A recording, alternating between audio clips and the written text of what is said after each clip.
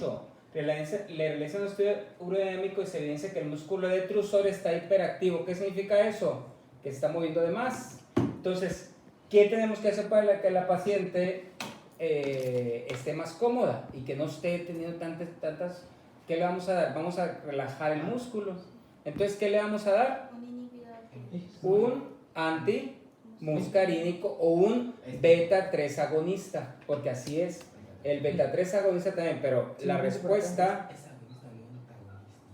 vamos a ver las respuestas, porque pueden ser bloqueador beta-adrenérgico, no, porque ese debe de ser un agonista beta, ¿ok? Porque los receptores beta-3 son los responsables de la relajación del músculo, ¿ok? Un agonista muscarínico no, porque eso está contrayendo al músculo. Antagonista beta-adrenérgico tampoco es lo mismo, bloqueador y antagonista es lo mismo. Entonces, agonista alfa tampoco, porque no hay receptores alfa. ¿Cuáles son? Un antimuscarínico, ¿ok? Un antimuscarínico. Ok, vamos a seguir con las preguntas. Posterior a un accidente automovilístico, se le toma una radiografía al paciente y reportan separación de los dedos del pubis. El tipo de articulación comprometida en este problema, ¿cuál es? Pues es muy fácil esa. La síndrome del pubis, ¿qué es? Una articulación cartilaginosa secundaria. La pelvis de la mujer en relación al pelvis, esa es muy fácil, la voy a pasar porque ya saben, es más liviana, las provincias están más finas, es más ancha, tiene varias características. Bueno, estamos sentados plácidamente en una silla, de repente nos movemos porque empezamos a cansar en la posición, ya se van notando ustedes en una. Y esos son receptores que son propios, se llaman la propiocepción, el hueso, la piel, la propiocepción. Los receptores de la piel responden porque están haciendo presión ¿sobre qué? ¿Sobre qué estamos sentados? Las tuberosidades isquiáticas. Muy bien.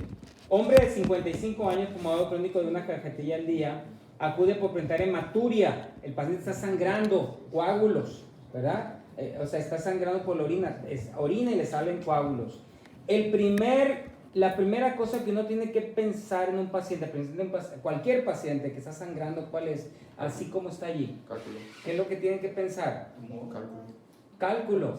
¿Tiene dolor? No tiene más sintomatología. Cuando hay dolor y sangrado, uno puede pensar en cálculos, uno puede pensar en infección. Pero cuando no hay dolor y es una hematoria, y precisamente es hematoria macroscópica con coágulos, uno debe pensar que es una malignidad hasta no demostrar lo contrario. Es un tumor maligno, siempre. Los tumores vesicales, igual que los tumores renales, son tumores malignos y la mayoría se presentan como con sangrado, con hematuria por la orina. Entonces, cualquier hematuria macroscópica y más, aquí les puse otra cosa. ¿Qué tiene el paciente? ¿Qué otra cosa hace el paciente? Fuma. El factor de riesgo más importante para todos los tumores de la vía urinaria es el tabaquismo. Un paciente con tabaquismo y con hematuria, inmediatamente, ¿qué se me viene a la cabeza? Tumor. ¿Sí? Y entonces yo tengo que ir a estudiarlo. ¿Con qué estudiáramos al paciente? Con un ultrasonido. Con un ultrasonido. El primer estudio, el estudio inicial para cualquier estudio de la vía urinaria va a ser el ultrasonido. Ya si el ultrasonido me dice que hay otra cosa allí, entonces yo voy a más profundo, pero el primer estudio, no hacemos otro estudio más que el ultrasonido, es el estudio inicial para estudiar la vía urinaria. Así los testículos también, el riñón, la vejiga, la próstata, ¿ok? ¿Está bueno? Y de ahí, si encontramos otra cosa, pues ya nos vamos escalonando, pero de principio va a ser así, ¿ok? Muy bien. Vamos a seguir entonces. ¿Con qué nos quedamos la vez pasada? Con testículo, ¿verdad? Ok, testículo. Se me olvidó poner el... Bueno, ahora vamos a seguir con los órganos genitales masculinos. ¿Ok? Órganos genitales masculinos. Ya vimos los órganos genitales femeninos. Espero que ya ustedes hayan repasado en su casa toda esta cosa. ¿Ok? Ahora vamos con los órganos genitales masculinos. ¿Y qué vamos a ver? Ya empezamos a ver el testículo. ¿Por qué? Porque es órgano genital masculino, que es la gónada. Entonces ya le vimos cuánto medía. Esta es una pelvis masculina, si ustedes se dan cuenta, ¿verdad? Es una palma masculina, ¿por qué? Porque no hay útero, está la vejiga, está el espacio recto vesical muy pronunciado en el hombre y ahí está el recto. ¿Ok? Y entonces tenemos aquí unas estructuras. Cuando voy a dejar esta diapositiva ahí y quiero que me sigan en el pizarrón. ¿Ok? Porque no quiero perder esa estructura. Hablamos del testículo, ya hemos hablado del cordón espermático, ¿sí? Vamos a del testículo, su tamaño, polo superior, inferior, cara izquierda, derecha, la nada, todo eso lo vimos, ¿verdad? Teníamos un mediastino, hacían unas trabeculaciones, van a ser los lobulillos que había, los conductos, los conductos semidios contorneados, los rectos, el asa, y luego los conductos eferentes iban a formar ¿qué? El epídimo, y es ahí donde se van a madurar los espermatozoides. Habíamos visto para qué sirve, qué función tiene rápidamente el testículo. Es muy importante porque se les olvida. La espermatozoide, ¿a cuántos túbulos había aquí más o menos? 300. No, en cada lobulillo. De 1 a 3, ¿verdad? De 1 a 3, que aquí va a haber dos tipos de células. Las células que sostenían un pequeño conducto y las células que sostenían, ¿verdad? Las células de Sertoli, ¿ok? Y aquí estaba el otro, las células de Sertoli, ¿ok? Y entre cada globulillo, en cada conducto vamos a tener las células de Leydig, que son las células que van a producir la testosterona, por medio de la LH. Y la espermatogénesis por medio de la FSH, ¿ok? Por eso el testículo es muy importante. El 80-90% de su peso son puros conductos seminíferos. Significa que si yo disminuyo el tamaño del testículo por cualquier causa, principalmente por calor, ¿sí? Por eso está 1 grado, 2 grados más abajo, y está en el escroto, ¿ok? Porque la espermatogénesis y la función de la testosterona se hace a baja temperatura. Entonces, si disminuye el testículo, si ustedes encuentran un testículo, ¿sí?, disminuye el tamaño para la edad, entonces, ¿qué está comprometida? La espermatogénesis y la producción de testosterona, ¿se dan cuenta? ¿Ok? Entonces, el testículo siempre tiene que bajar. Y entonces dijimos nosotros que el testículo venía ¿desde dónde? Del abdomen, ¿verdad? Del abdomen empieza a bajar y entonces se mete, más bien se va a salir por el orificio inguinal que profundo y después termina por el orificio inguinal que superficial y llega al escroto. Y con sus capas, ¿verdad? Con sus capas desde acá viene. ¿Ok?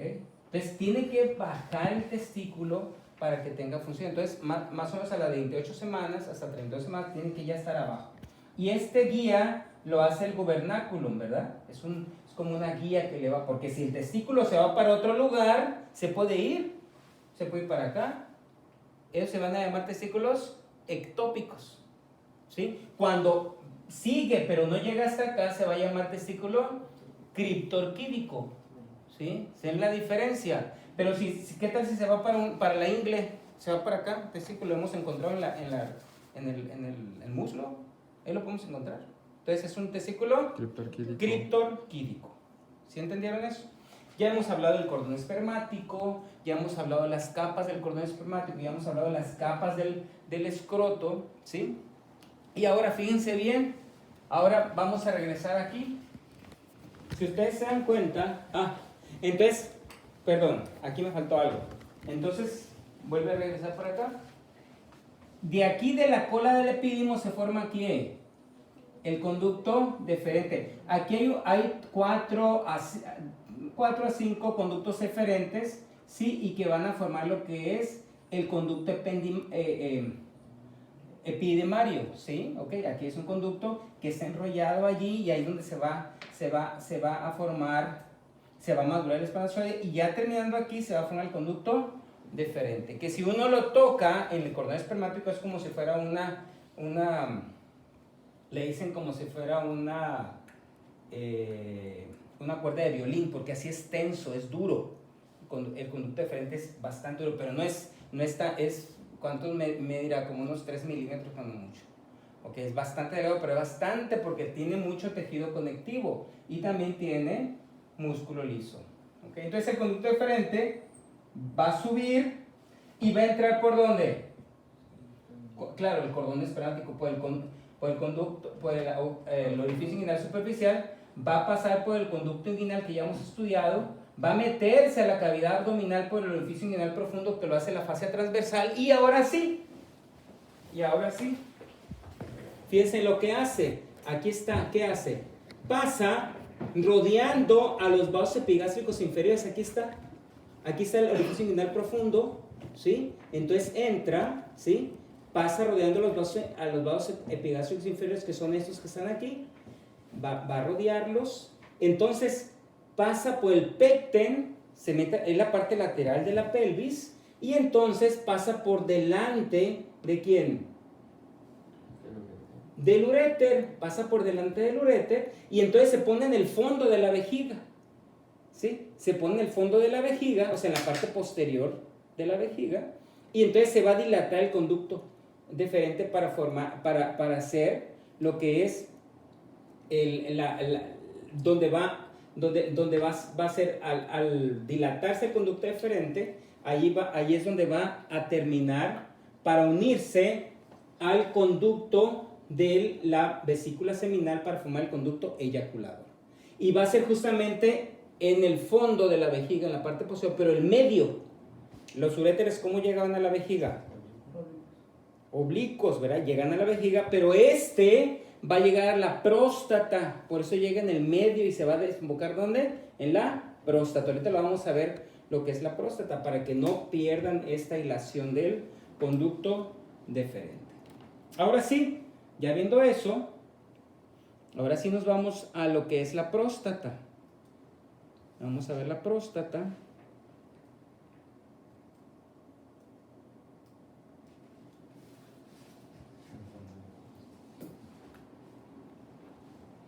Aquí está. Entonces, ¿qué es la próstata? Aquí la tenemos. A ver, ¿qué forma tiene la próstata? Vean ustedes aquí la forma. De corazón, ¿verdad? De enamorados. Bueno, sí, así como lo ven ustedes, corazón de enamorados. Aquí el marrano es muy enamorado, ¿verdad? Más o menos, ¿qué función tendrá la próstata? Producir el líquido seminal. Produce solamente la cuarta parte del líquido seminal. ¿Sí? ¿Ok? Tiene una función específica. No es la que produce, es la más grande de todas las glándulas, pero es la que produce menos líquido seminal, fíjense bien. ¿Ok? ¿Ok? Produce la cuánta? La cuarta parte. A veces dicen otros libros que la quinta parte. La que produce más líquido seminal es la vesícula seminal. Cada una de ellas tiene ciertas características de líquido, ¿sí? En la próstata lo que tiene será muy interesante que buscaran qué sustancia tiene el líquido seminal de la próstata. Tiene por lo menos 2 sustancias importantes que ahorita vamos a ver, y sirve para nutrir al espermatozoide. Recuerden que todo líquido seminal, de donde venga, es para hacer que el espermatozoide no se muera hasta que haga su función. ¿Tiene que ver con minerales? Tiene que ver con minerales. Produce un antibiótico que es el zinc, el mineral. Produce se llama antígeno prostático específico, que hace que el líquido se liquefacte, o sea, se haga líquido, ¿sí? Para que pueda el espermatozoide movilizarse. ¿No son mineralocorticoides? No. Ok, entonces vamos a empezar con la próstata. ¿Qué tamaño tiene la próstata? El libro da algunos tamaños por allí. Dice 3 centímetros de largo, 4 centímetros de ancho y 2 centímetros de profundidad, es decir, antero, posterior. Esos son los tamaños más o menos. Es 2 centímetros de aquí, 3 centímetros de aquí y 4 centímetros de ancho. Bueno, no importa, o sea, es más o menos son los tamaños de la próstata, y más o menos en un adulto, adulto estoy hablando de 20 a 25 años, 30 años, más o menos la próstata puede pesar de 25 a 30 gramos. Sí. Ok, muy bien, ese es el tamaño. Ahora, tiene ácido cítrico. ¿Dónde está la próstata? ¿Dónde se encuentra? Recuerden que la posición anatómica, ¿cómo es? Así. Entonces, la vejiga está superior, ¿verdad? Y la próstata está en medio y después sigue la uretra. Entonces tiene una parte superior y una parte inferior. Ok, entonces vamos a ver. La parte superior es su base, que está unida ¿a quién? Al cuello vesical. La parte inferior va a ser su vértice, que va a estar unida a lo que es el diafragma pélvico, el diafragma urogenital, el que hemos visto, el músculo. ¿Qué hay en el diafragma urogenital? La parte aquí. Dijimos que iba a ser el músculo transverso profundo del perineo, ¿verdad? Aquí está. ¿Ok? Muy bien. Tiene una parte anterior que está relacionada con la sínfisis del pubis y en esta sínfisis del pubis tenemos este espacio que le habíamos dicho, un espacio se llama espacio pervesical o espacio de Retzius o espacio retropúbico. Aquí está ese espacio y está lleno de grasa, ¿verdad? Y va a tener un componente posterior que es el que más nosotros estudiamos o más tocamos, porque podemos tocarlo por ¿dónde?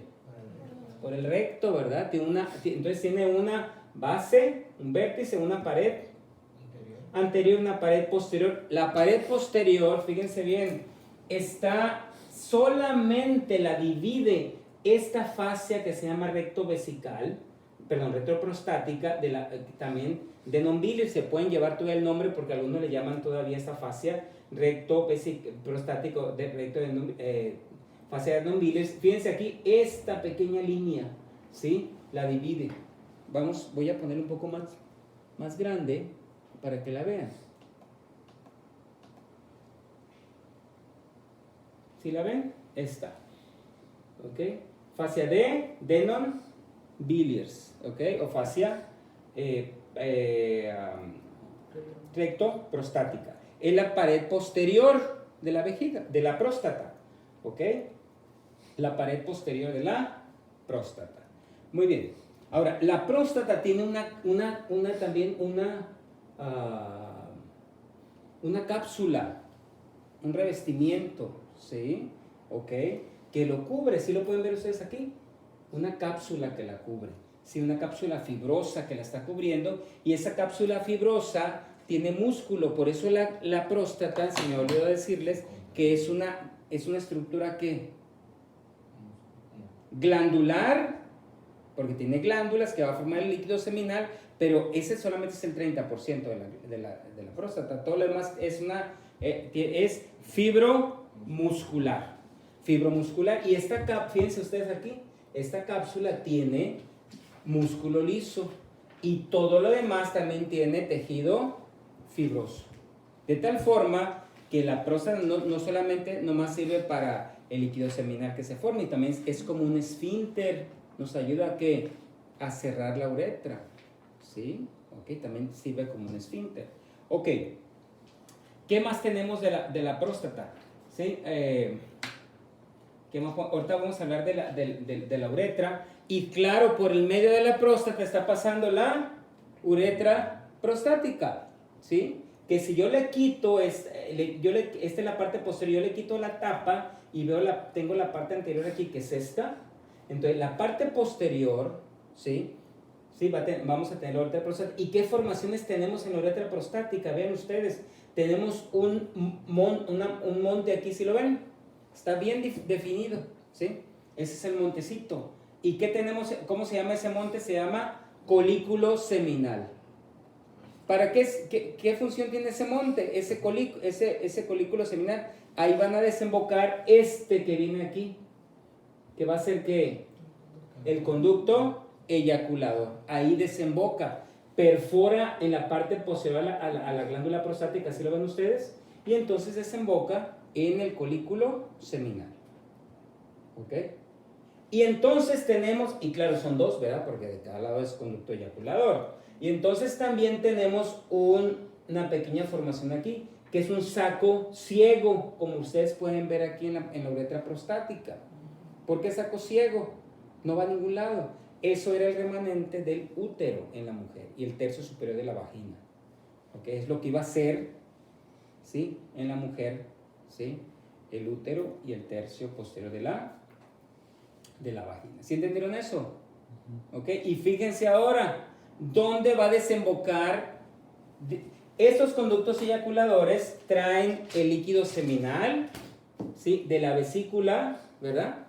De las vesículas seminales, y también traen, ¿qué más? Los espermatozoides del conducto deferente que vienen del epidemio, que vienen del testículo, ya lo saben eso, todo lo que vimos allá. Entonces, pero ¿dónde va a desembocar la secreción de la próstata? ¿Dónde es? Vean ustedes esos orificios que están ahí, ¿sí los ven? Si tenemos un colículo, vamos a poner otra vez acá para que lo podamos entender. Vean para acá, por favor. Voy a poner una próstata así, como si estuviéramos viendo la luz de la uretra. Entonces aquí tenemos ¿qué? ¿Cómo le llaman este?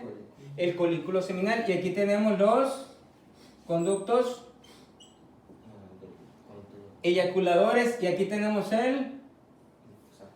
el utrículo, ¿verdad? Que es un saco ciego. Entonces, ¿dónde va a desembocar la próstata, su líquido? Aquí, en el valle del colículo. Es esto que está aquí. ¿Sí lo ven, esos orificios? ¿Sí los ven? Esos orificios son los que donde va a desembocar la glándula prostática, su secreción. ¿Ok? Muy bien. Ahorita voy a revisar esas cosas. Ahora, fíjense bien aquí.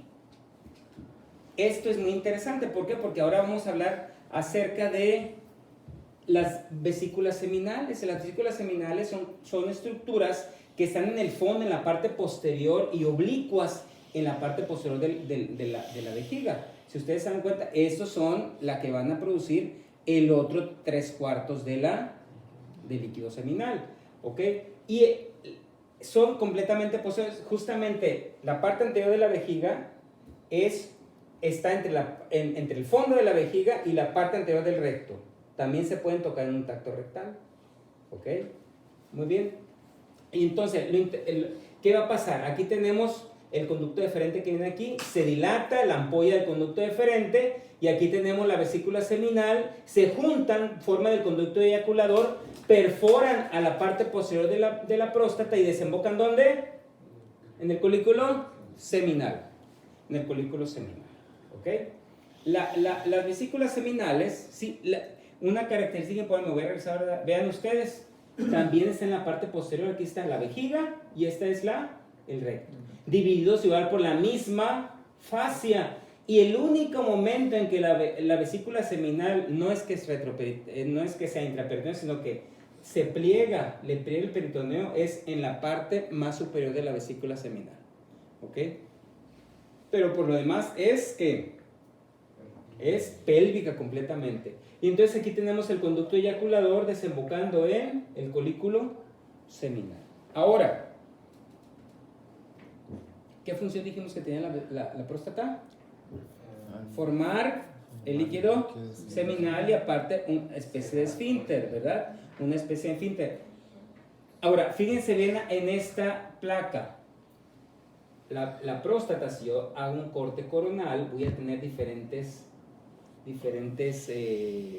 ¿cómo se llama? Ya lo han dividido, zonas de la próstata. Es muy importante. ¿Por qué?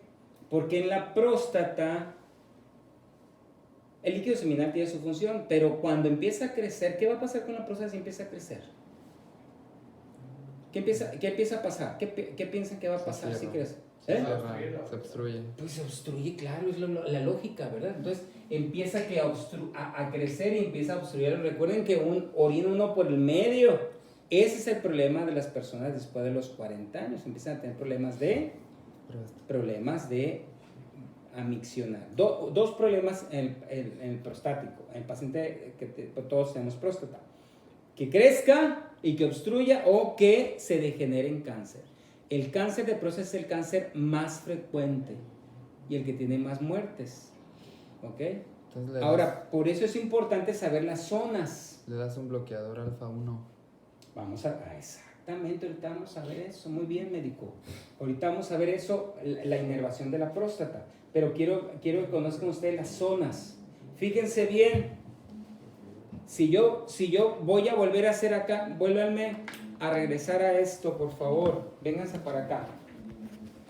Tengo aquí, voy a poner solamente la luz, ¿sí?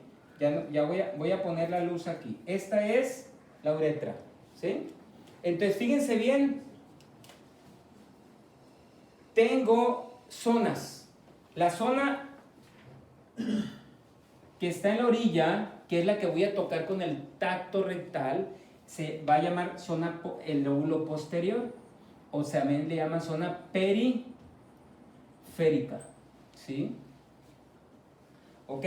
La parte anterior, la parte como que el techo de la uretra, ¿sí? Es la zona anterior. ¿Zona qué? Anterior, que esta no es para prácticamente puro, fíjense, aquí están las glándulas, es casi puro fibromuscular, ¿verdad? La parte anterior.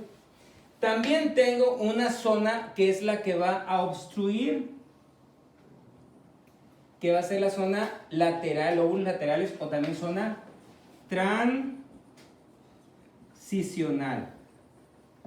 ¿Ok? Zona transicional. Y tengo una zona que va a estar pegado al cuello más bien, que va a ser en la parte unido al cuello de la vejiga, que se va a llamar la zona media. ¿Ok? La zona media. ¿Ok? Entonces, ¿por qué es importante esto y por qué quiero que se lo lleven? Cuando yo les pregunto en quinto año, llego a la clase de uro, ya ni se acuerdan. Pero siempre se los digo. Tenemos entonces zona periférica, y en la zona periférica es donde va a estar el cáncer de próstata. Por eso es que el cáncer lo podemos tocar con el dedo. ¿Se dan cuenta? Zona periférica. Es el 80% de toda la próstata, ¿eh? O sea, es grande la zona. Después tenemos la zona... ¿Cuál es la zona que va a obstruir? La media. ¿Cuál? No. ¿Cuál zona qué? Transicional o lóbulo lateral. ¿Se dan cuenta? La zona transicional y también el lóbulo medio también va a obstruir. Estos son los que, pero principalmente la zona de qué? Zona transicional. Eso va a ser benigno, pero esto va a ser ¿qué? Maligno. Entonces, cuando yo les pregunte dónde se asienta principalmente el cáncer de próstata, ¿en qué zona se asienta el cáncer de próstata principalmente? Media. Zona Media, ¿no? zona periférica. ¿Dónde se asienta la zona, la obstrucción? Laterales, ¿verdad? En los lóbulos laterales, en la zona transicional. Porque es la zona que activa, es la zona que está produciendo glándulas, ¿verdad? Es la zona productiva del semen. La zona anterior y la zona media. ¿Sí entendieron eso?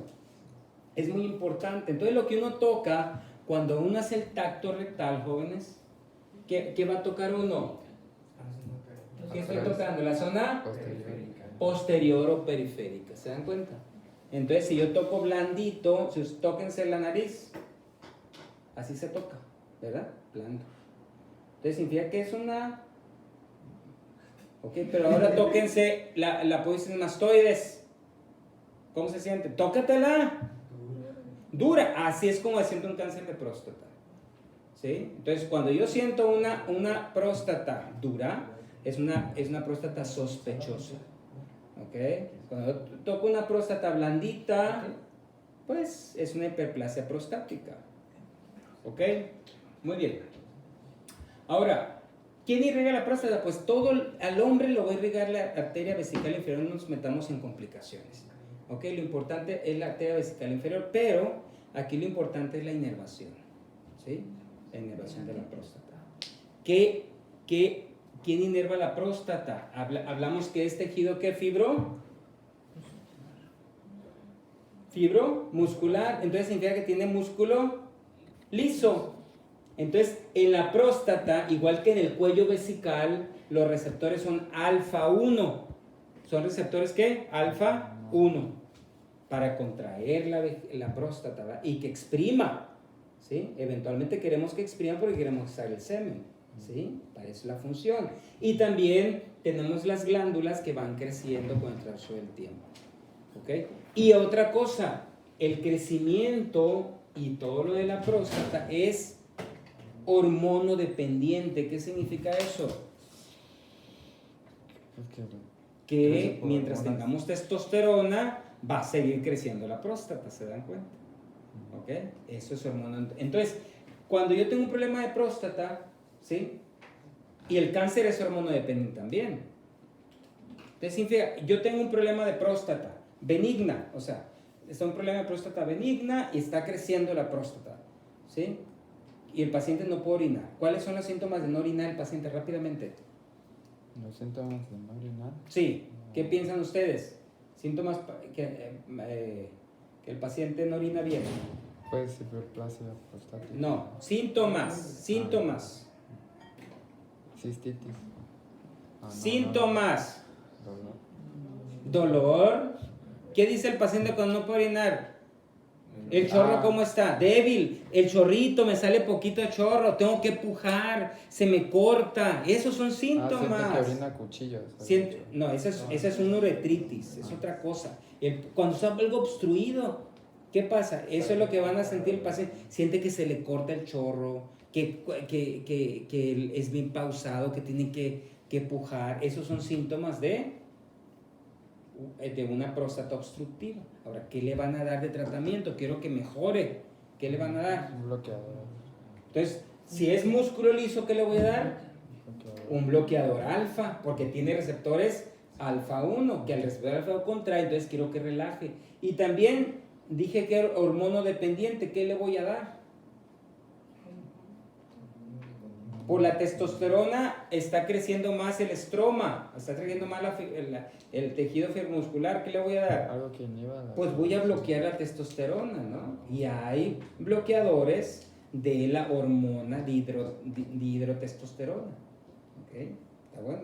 Eso no va para que se lo lleven en la cabeza, ustedes están en primero, pero vean ustedes que todo tiene su sentido, ¿verdad? Y hay otras cosas más, pero hasta ahí lo voy a dejar. Entonces se están llevando ya la inervación del sistema de la próstata, ¿ok? ¿Dónde se da ¿cómo se llama? El cáncer de próstata, ¿dónde se da la hiperplasia de próstata? ¿Ok? Muy bien. Y entonces, ahí está la próstata. No se les olvide que la próstata tiene la forma de ¿qué?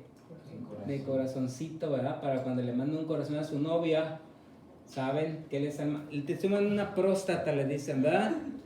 No, ¿verdad? No le van a decir eso. Bueno, ok, no importa. Eso es nomás como chusco. Bueno, entonces, ahora sí vamos a ver lo que es los órganos genitales externos del hombre. Evidentemente, el órgano genital externo del hombre es el pene, ¿ok? Que tiene dos funciones principales. Es el órgano de la copulación y es el órgano para orinar, ¿verdad? De la micción y de la excreción del semen. Ok, son órganos eréctiles, es un órgano eréctil, o sea, no es hueso, no es carne, no es nada de eso, ¿sí? Por eso se llaman cuerpos cavernosos y cuerpo esponjoso. Y todos están relacionados unos a otros. Ustedes se dan cuenta, son órganos que prácticamente son vasculares, llenos de sangre, llenos de tejido vascular. ¿Ok? Entonces, evidentemente, aquí podemos ver dos cuerpos cavernosos y dos cuerpos cavernosos y un cuerpo esponjoso. ¿De dónde se originan? Ay, ya me fui para otro lado, sí. ¿De dónde se originan el cuerpo cavernoso? Me voy a ir a la raíz. Aquí está. Aquí está. Fíjense bien. ¿De dónde se origina el cuerpo cavernoso y el cuerpo esponjoso? Dicho sea de paso, el pene, para entenderlo, la posición anatómica del pene es en erección. Significa que si está en erección, esta parte va a ser la parte ventral. La que cae cuando está flácido, la parte ventral, ¿sí? ¿Sí? Porque a veces nos confundimos. ¿Cómo este es el dorso? Si está para adelante. No, porque el pene en erección es la posición anatómica. Entonces, esta queda en parte anterior y esta parte posterior dorsal. ¿Se dan cuenta? Entonces, los dos cuerpos cavernosos están en la parte dorsal y el cuerpo esponjoso está en la parte ventral. ¿Ok? ¿Dónde se fijan? ¿Dónde se fijan? Los cuerpos cavernosos. Los cuerpos cavernosos se fijan en la rama isquiopúbica. Aquí está el cuerpo cavernoso de cada lado, ¿verdad? Y cada uno de ellos tiene un músculo que se llama por su nombre. ¿Cómo se llama? Isquio cavernoso. Muy importante el músculo es isquio cavernoso. Aquí está. El cuerpo esponjoso va a tener un bulbo, una raíz, y claro, eso se llama raíz del pene, ¿sí? Todo eso se llama raíz del pene, donde vienen fijados. y aquí tiene un bulbo, es la parte más dilatada del cuerpo esponjoso y que está justamente en el espacio perineal superficial, ¿ok? Aquí está el bulbo del pene, ¿sí? Que el bulbo del pene es el cuerpo esponjoso más dilatado, ¿sí? ¿Ok?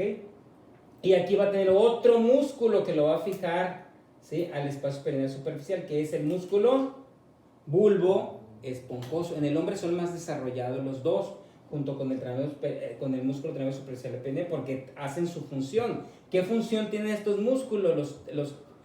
Esos músculos. Mantener la erección, exprimir también a la uretra, ¿verdad? Mantener la erección, exprimir la uretra. Para iniciar la sesión. Ok.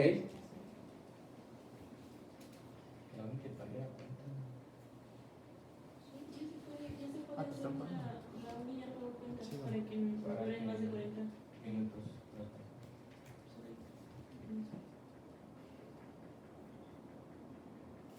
Un momento, por favor. La verdad no me escuché. No, es acá, creo. ¿O tú igual estás en vivo o no? No, yo estoy en. Voy a ponerle pausa a esto.